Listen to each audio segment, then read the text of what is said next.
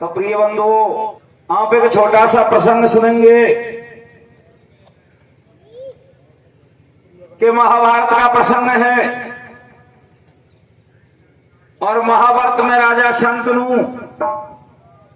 और मां गंगा की शादी हो जाती है। मां गंगा ने शादी राजा शंतनु से इसलिए की क्योंकि इंद्र के 8 वसुओं का उद्धार करना था। तो देखो दोस्तों, अब जब शादी हो जाती है और एक पुत्र को जन्म देती है, जन्म देकर के गंगा नदी में बहा देती है। राजा मन में विचार करता है कि क्या किया जाए, लेकिन अपने गंगा के तट पे दिए हुए वचनों को याद कर लेता है और गंगा से कुछ नहीं कहता। मात गंग के गर्भ से जन्म पुत्र ने लियो, अरे ले गोदी में चली मात ने बहा गंग में दियो। राजा देख चंबो कर गो, चक्कर खाए धरन में गिर गो। या त्रिया ने जुल्म घुमाई और आत्मान की अग्नि कुया गंगा में पिट के आई। राजा मन ही मन में सीजे, चिंता का चक्कर में भीजे। आपको मरण जगत की हंसी, या नारी ने कर दई सासी। मोसू जेसु वचन भरायो, अब का करूं आट में आयो। और कौन बुढ़ापे में रोटी देगो अनुकूल को करो सब आयो। तो देखो सजनों, इस तरीका से गंगा है जो 7 पुत्रों को जन्म देकर के और गंगा नदी में बहा देती है। 8वें पुत्र का नंबर आता है तो जन्म दे के गंगा नदी में बहाने के लिए चल देती है। तो राजा बीच में खड़ा हो जाता है। यहाँ से ये प्रसंग चालू हो जाता है कि किस तरीका से 8वें पुत्र को छोड़ के जाती है और राजा शांतनु दूसरी शादी सत्यवती के साथ में कैसे करता है, किस तरीका से प्रसंग चालू होता है। सुनो कैसे होता है भैया। रे रे रे आधा पारा छोड़ेगा रे घारा वाड़ी मादे दाई थाड़े।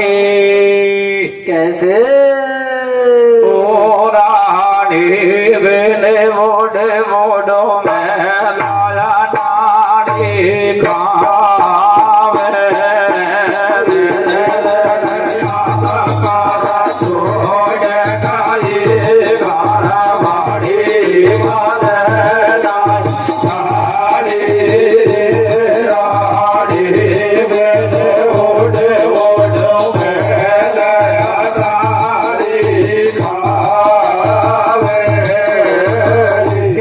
छोड़ गई घरवाड़ी मजे नहीं थाड़ी रानी बिन उड उड भेला टारी खावे।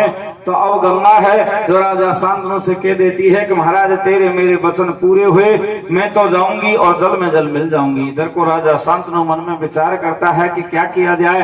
अगर पुत्र को ले जाने देता हूँ तो ये रुक सकती है और पुत्र से मना करता हूँ तो ये जाएगी। लेकिन विधि का विधान, गंगा छोड़ के चली जाती है और उसको एक कंगन दे जाती है कि महाराज अगर आप दूसरी शादी करना चाहते हो तो ये कंगन किसी के हाथ में बैठ जाए, उसके साथ में तू शादी कर लेना। तो अब राजा शांतनु घूमता घूमता एक दिन सरोवर पे आ जाता है और सरोवर पे जाकर के एक धीमर की बेटी सत्यवती को देख करके बड़ा प्रसन्न हो जाता है और वो कंगन को सत्यवती के हाथ में फहराता है तो कंगन फिट हो जाता है। तो अब राजा मन में विचार करता है कि लड़की से बात करना बेकार है, इसके पिता से बात करनी चाहिए। तो देखो किस तरीका से राजा है जो धीमर से कैसे बातचीत करता सजनों, कैसे करता है भैया। और एक दिन राजा धीमर से बतलावे कैसे भैया। एक दिन राजा धीमर से बतलावे कैसे भैया। और तेरी सत्यवती कर मेरा सन मेरे ब्याह रचा दे भैया भैया। और एक तेरा घर पे कन्या परिवार के शादी करो हमारे भैया भैया। एक धीमर जो बोलो महाराज श्रीमत अटकाओ आज कैसे भैया। एक तुम तो राजा हो तो पाती में एक धीमर नीचे जाती भैया। एक मछली गाइडर करो गुजारा और कैसे खावे गो शादी को हमसे मिल तुम्हारा भैया। एक चूंगा घर पे नींद डगावे भैया। और ऊंच घराना छोड़ काई को नीच कौम में आवे अरे इसके नहीं देख जात को जात नींद नहीं देख टूटी खाट प्यास नहीं देख धोबे घाट अरे चोर नहीं करे रात में आठ या में तेरो मेरो अरे गया में तेरो मन है राधे या में कहीं करे ना काजे अरे कब तू बन जा ससुर हमारा मैं बन जाऊं मेहमान तुम्हारा अरे कसा जाए ना रोटी खाने और तेरे बेटे जरा बनेगी मेहमान की रपट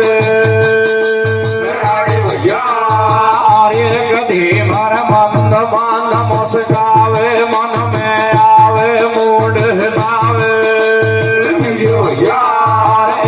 ठिकाना तो दुनिया में हेरा सुर नहीं पावे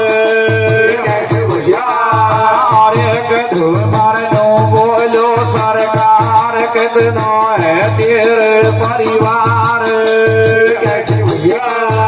अरे फैला थी गंगा माई जे महाराज तुम्हारे ब्याए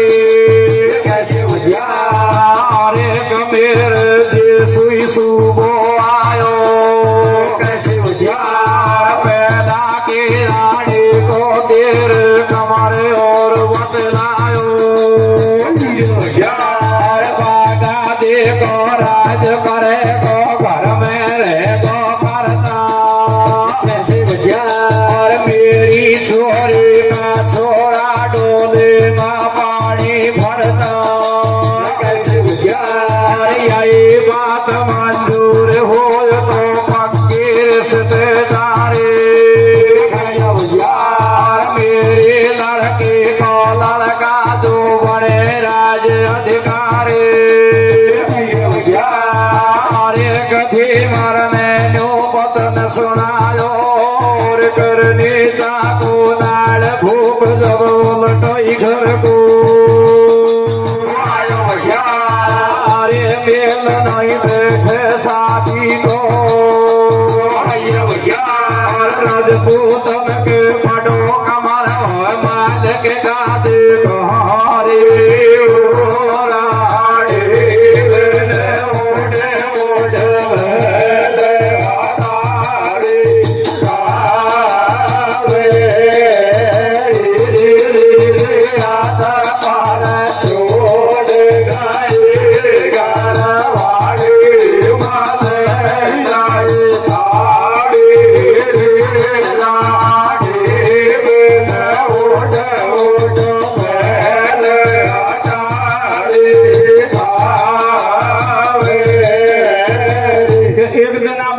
धीमर से ऐसे बतलावे तेरी सतवती को मेरे संग में ब्याह चाहते तेरा घर पे कन्या कुआरी अरे बाकी शादी करो हमारी धीमर नु बोलियो महाराज ऐसी मत टकाओ आज तुम तो राजा हो उत्पाती अरे मैं एक धीमर नीची जाती मछली का ऑर्डर करूँ गुजारो कैसे खावेगो शादी से हमें मिले तुम्हारो क्यों गागर में नीच डगावे और ऊंच घराना को छोड़ के को नीच को आवे तो राजा कहता है कि इसको नहीं देखे जात को जात नींद नहीं देखे टूटी खाट प्यास नहीं देखे धोबी घाट चोर नहीं करे रात में आठ तेरो मेरो मन है राजी या मैं कहीं करी ना काजी अब तू बन जा ससुर हमारो मैं बन जाऊंगा मेहमान तुम्हारो साजे होएगा रोटी पानी तेरी बेटी जार बनेगी मेहलन की बट रानी अरे धीमर मंद मंद मुस्कावे मन में आवे मुंह ढिलावे रे सो ठिकानो तो मुख दुनिया में हीरा सुनाई पावे लेकिन मैं एक नीची जाती हूँ रिया अपना पर गोरा जाए 2 दिन पाछे मेरी छोरी को छोड़ सके इस कारण से मैं पहले पक्की कर लेता हूँ तो धीमर पक्की करता है कहता है कि धीमर नू बोलियो सरकार अरे कितना है तेरे परिवार फैला धीबा गंगा माई जे महाराज तुम्हारे ब्याई मेरे जेसु सुबह आयो और पहला की रानी को तेरे एक पुत्र और बतलायो अरे बागादी को राज करेगो घर में रहेगो करतार मेरी छोरी का छोरा डोलेगा पानी भरता अरे यही बात मन मंजूर हो तो पक्की रिश्तेदारी, मेरी लड़की को लड़का जो बने राजधिकारी। तो धीमर ने न्यू वचन सुनायो और करनी चाकू नाड़ भूप जब उल्टो घर को आयो। अरे मेल नहीं बैठे शादी को और सब दुनिया के बड़ो कमर हो मालिक गादी को। राजा शांतनु वापस आ जाता है, हस्तनापुर में आकर के कोप भवन में सो जाता है। स्त्री का काम था कोप भवन में सोने का, लेकिन राजा कोप भवन में जाके सो जाता है। 2-4 दिन बीत जाते हैं, राजसभा में राज दरबार में नहीं पहुंचता है। तो बड़ा बेटा जो गंगा का था देवव्रत, वो अपने पिता के पास में जाता है और पिता के पास में जाकर के पिता से सारी हालचाल पूछता है। लेकिन पिताजी नहीं कहता है, क्योंकि सजनों कुछ बातें ऐसी होती हैं जो पिता अपने पुत्र से छिपा जाता है, माता अपनी बेटी से छिपा जाती है। तो अब पिता पुत्र से छिपा जाता है और मंत्री को सारी बात बता देता है। तो देवव्रत अपने पापा से किस तरीका से पूछता है सजनों? कैसे पूछते हैं मेरे भैया? और एक दिन देवव्रत पापा से न्यू बतलावे, कैसे भैया? दादी कहते माता पिताजी भोजन क्यों नहीं खावे? भैया भैया अरे कैसी खाते रे बीमारी काया दुर्बल पड़ी तुम्हारी, दिल तेरा पे उदासी छाई। भैया भैया अरे गया की ले दे कछु दवाई, कैसे भैया? सही बात नहीं कही पुत्र से राजा गयो छिपाई, मान मंत्री को बुलवायो। भैया भैया अरे गवा को सारो हाल बतायो, मंत्री सुन ले मेरा भाई। भैया भैया अरे दशा में एक समस्या आई, कैसी भैया? भीमर की लड़की मेरे हृदय बीच समाई। भैया अरे गवा के संग ब्याह करवाऊं, जब मैं रोटी पानी खाऊं। भैया लड़की वालों एक बात आड़ी पे टेढ़ी पटके, कैसे भैया? और मामलों सही बात एक राज तिलक पे अटके। भैया एक बातों या मोटी अटकावे, जे मेरा मन में को भावे। कैसे भैया? बता जीवती मक्खी मुंह पे कैसे निकली जावे। भैया एक जगवा मेल मोए शादी को, भैया बाकी लड़की को लड़का जो करे राजगादी को। भैया इन बातन को पता पड़ो गंगा का बेटा को, भैया बड़ा पुत्र तू छोड़ राज छोड़ दिए मैं छोटा को। भैया अरे राज छोड़ दिए मैं छोटा को रे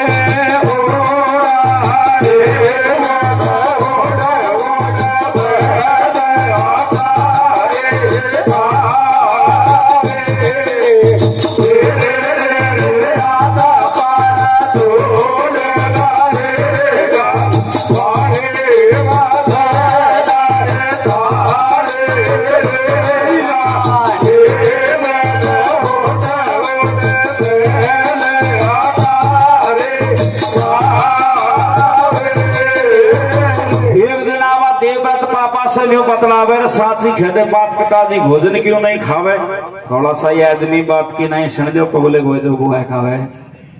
तो देवव्रत है जो पापा से कहता है कि साची खेदे बात पिताजी भोजन क्यों नहीं खावे। अरे ऐसी का तेरे बीमारी का या दरबल पड़ी तुम्हारी, तेरे चेहरा पे उदासी छाई, या कि लेने कछु दवाई सही बात नहीं कही पुत्र से राजा गयो छिपाई। वाने मंत्री को बुलवायो। अरे बापू सारा हाल बतायो। मंत्री सुन ले मेरा भाई, सामने एक समस्या आई, वह एक धीमर की लड़की मेरे हृदय बीच समाई, बाके संग ब्याह करवाऊं, जब मैं रोटी पानी खाऊं, पर वह लड़की वालों एक बात आडी पे टेढ़ी पटके, और एक बात को तू सुने कि बता जीव थी मक्खी में कैसे निगल सकता हूँ, आडी पे टेढ़ी ये पटकता है, उसकी लड़की का लड़का जो राज का अधिकारी होना चाहिए। तू ही बता कि बड़े पुत्र को छोड़ के छोटा को राज कौन देता है। तो मंत्री सारी बातों को सुन देता है। इधर को सजना देवव्रत को भी पता लग जाता है। तो राजा मंत्री से किस तरीका से कहता, सजना कैसे कहते फिर भैया? आने दे मेरे तो कहा लासा गाई हो जाती, ना तो आए बैठो कैसे ओ शादी में बोला पोड़ा राजो ते लागे गो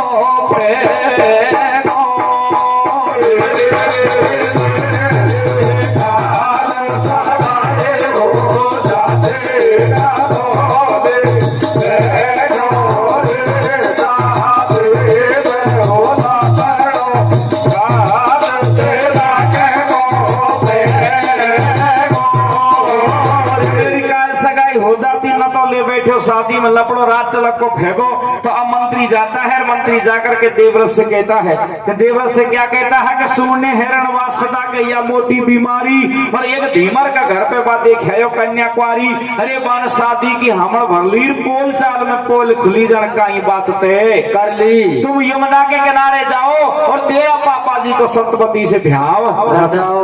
इतनी बात को सुनकर के देवव्रत वहां से चल देता है। धीमर के पास में जाता ही रामा श्यामा बाद में करता है, पहले चरणन में ढोक देता है और नाना कह देता है।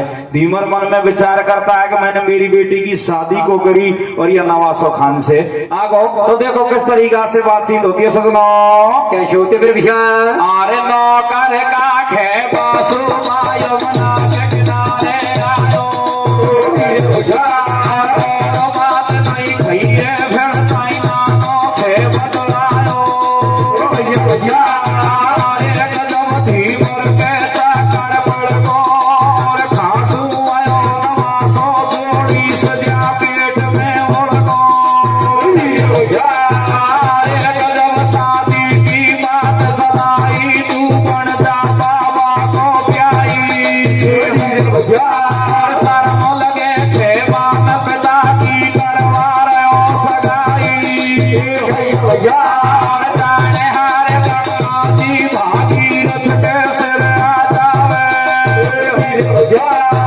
तेरी सत्यवती को बाबा जी से ब्याह बता दे अरे गजब यापन की मावसी भारी आको रखो जीव सु प्यारी राज बाटे और धन दौलत में से मैं बटना लूंगा मौसी तूने माता समझ कमा कमा के देखो सजनों देवव्रत नाना कहता है और नाना करके सारी बातों को कह देता है कि तेरी सत्यवती से पापा जी को भ्याव रचा दे। अरे जब यह बनेगी मौसी हरी बापू रखूंगा जीव सु प्यारी राजपाट धन दौलत में से बट नहीं लूंगा और मौसी को मैं माता समझ कमा कमा के नाना सुन ले बात हमारी। इतनी बात को सुनते ही अब धीमर मन में विचार करता है कि बात तो बढ़ने वाली है, लेकिन कहता है कि भैया एक बात बता, तू सगाई करवाने के लिए आया तेरा पिताजी की, तू तो कहता है कि मैं राजपाट में से बट नहीं लूंगा, लेकिन 2 दिन पीछे तेरे छेट होगा और उनको कोई दूता कह देगा तुम्हारा पिता को राज हो और जो ये छीन रखे तो कहीं लो है। इतनी बात को सुन करके और वो देवव्रत कहता है कि मैं आज प्रतिज्ञा करता हूँ कि आजीवन कुंवारा रहूंगा, शादी करवाऊंगा ही नहीं, शादी नहीं होगी तो पुत्र भी नहीं होंगे। तो अब भीष्म प्रतिज्ञा करने के कारण देवव्रत से उसका नाम भीष्म पितामह है पड़ जाता है। कैसे प्रतिज्ञा करता है सजनों, कैसे करता है फिर विचार आर्य के नाना सुन ले बात हमारी मैं तो बढ़ते जो ब्रह्मचारी तेरो नवा सोई राज करे को हतना तोर को भाई जब धीमर ने हामड़ भरली पक्की हुई सगाई और तेरी तो बरात तुम काई कर हुआ तेरे घर में हेल बेली मेरे कब खाओ हंसते उड़ाए जाना हाथी घोड़ा पालकी तेरा पापा 60 साल को लगी 16 साल के बढ़िया 100 सालों देख ब्याह तू कर दे छोरी को थोड़ी सी मुला बरात सिर्फ खर्चा दो मोरी को रे तुझे दोरों दोरों से आए सोनो मेरे ब्याहे बड़े आसों छोड़ो देखो गाना में